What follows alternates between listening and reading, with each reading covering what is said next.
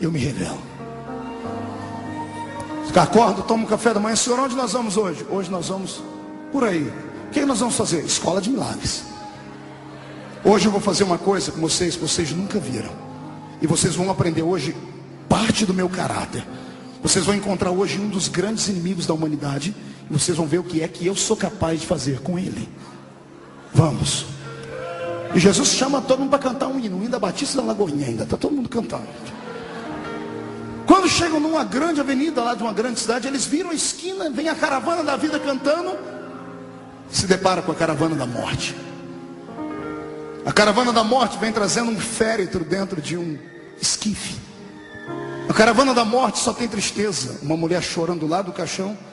E um sacerdote miserável, que fazia o enterro dos filhos das judias viúvas, caminhava 10 metros longe do caixão. Sabia disso? Aprenda. Quantos metros o sacerdote andava longe do caixão? Pergunta para mim, por quê, pastor? Porque o sacerdote era muito puro e santo. Não tocava em coisa morta. Queria acelerar o processo do enterro do defunto. Não se preocupava com o coração da pessoa que ficou. Quando Jesus entra, ele entra na frente do cortejo fúnebre. Ele olha para trás, não tem mais ninguém, todo mundo saiu de perto, porque a lei é universal, mundial. Todo mundo sabe que quando um cortejo fúnebre está andando, todos têm que abrir espaço para passar. Respeito não por quem foi, mas por quem ficou, que está ficando sozinho. Jesus não sai da frente.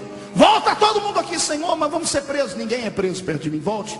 Vou ensinar vocês hoje o que é que eu faço com a morte quando eu encontro ela. Só vou dar um recadinho para você. Você já se perguntou por que na crucificação Jesus morreu primeiro do que os outros dois?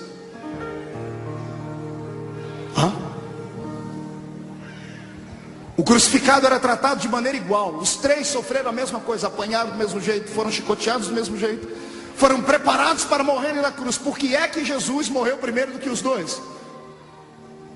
Porque ele era mais fraco? Porque ele carregava o peso de toda a humanidade? Não. Eu orei, e a resposta que veio aqui, eu acreditei em cima. Jesus morreu antes dos dois. Se os dois morressem primeiro do que ele, era morrer e ressuscitar. Nunca, pastor Márcio, a morte cruzou o caminho de Jesus e ficou lá dando risada. Todo morto que cruzou o caminho dele ressuscitou. Todo. Eu disse que todo morto que cruzou o caminho dele ressuscitou.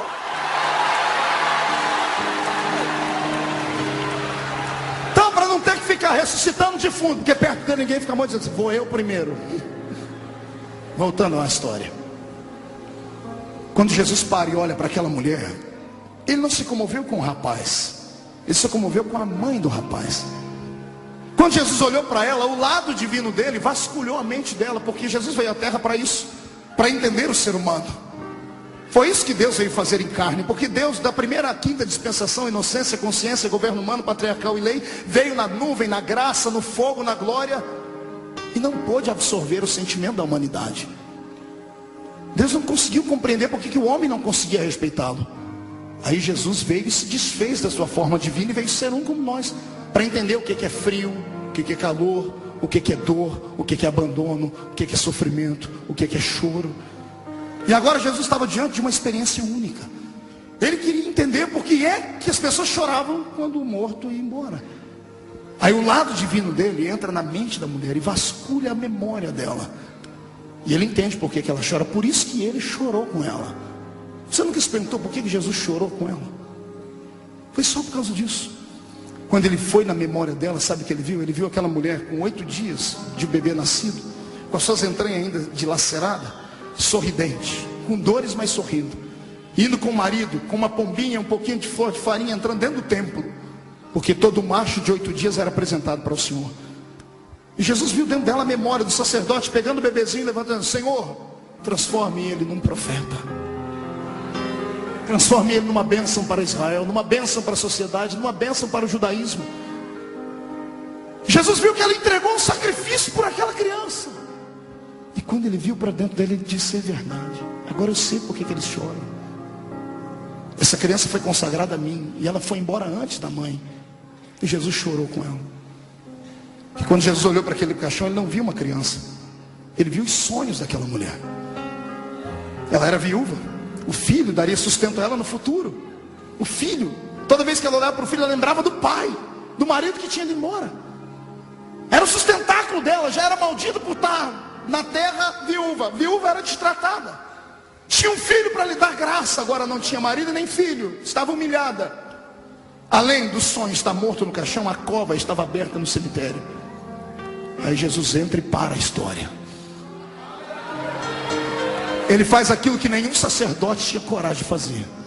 O sacerdote está 10 metros do caixão. Ele vai e se aproxima do caixão. Ele olha para dentro do esquife e olha para a mulher e diz assim: não chores. E ele levanta aquela mão. De novo. Quando ele levanta aquela mão, os 12 lá no canto dizem: o que ele vai fazer? Toda vez que ele levanta essa mão, algo acontece. O que ele vai fazer agora? Eu quero aqui desmistificar uma passagem da Bíblia, essa que estou citando, para que você entenda melhor. A Bíblia diz que Jesus tocou o esquife. Ele tocou o quê? Esquife é feito de que matéria? Madeira. Esquife é caixão. Isso. Para que Jesus ia tocar no caixão? Se caixão não ressuscita, se madeira não tem vida. É que o escritor da Bíblia, e todos eles, sendo judeus e bons judeus, queriam limpar a imagem de Jesus. Porque nenhum judeu aceitava ninguém colocando a mão em defunto, em coisa morta. Então escreveram: Jesus tocou o esquife. Ele não tocou o esquife. Ele enfiou a mão, foi no peito do defunto. Está olhando nos olhos e dizendo: não chores. Ele enfia a mão no peito do defunto. Além de estar dentro do caixão, ainda estava amarrado, igual Lázaro, atado, parecendo uma múmia. Jesus diz: não chores. Imagina a mão dele procurando o coração sem vida, enfiando a mão no meio das talas, encontrando o peito do rapaz. Não chores, moço, levanta-te. Levanta-te. Você acha que o rapaz simplesmente fez assim, ó? Puf. Deixa eu te explicar o que é preciso fazer para um morto ressuscitar. O sangue está coagulado, seco. O coração explodiu lá dentro. Os rins viraram uma pedra. A pele está esturricada, azulada ou roxa. A pupila dos olhos está dilatada. A língua está virada para dentro e enrolada. Não há mais mucosa dentro da sua boca. Não há mais umidade nas bocas. Os nervos estão travados. Possivelmente a perna do rapaz foi quebrada para ser colocada dentro do caixão. Quando Jesus disse: moço, levanta-te, a vida teve que dar um jeito de entrar nele.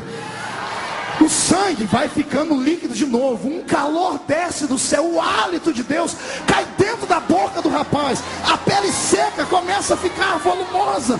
Os ossos quebrados se juntam. Os olhos voltam a ficar normal. A língua solta. E o rapaz senta.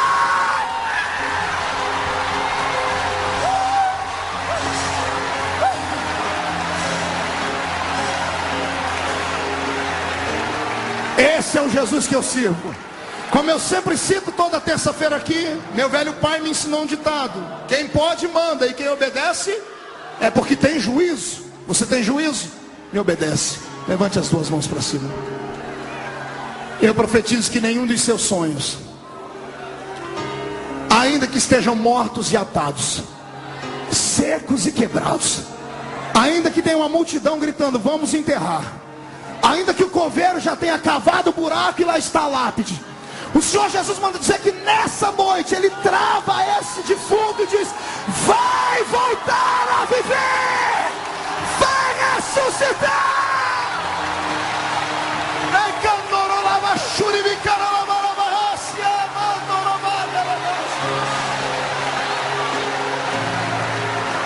Recebe de volta o seu sonho.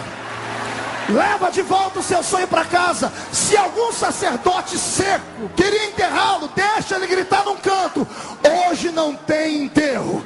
Não, você que gosta de ir para velório e comer bolachinha com chazinho, hoje não tem bolachinha nem chazinho. Hoje tem festa.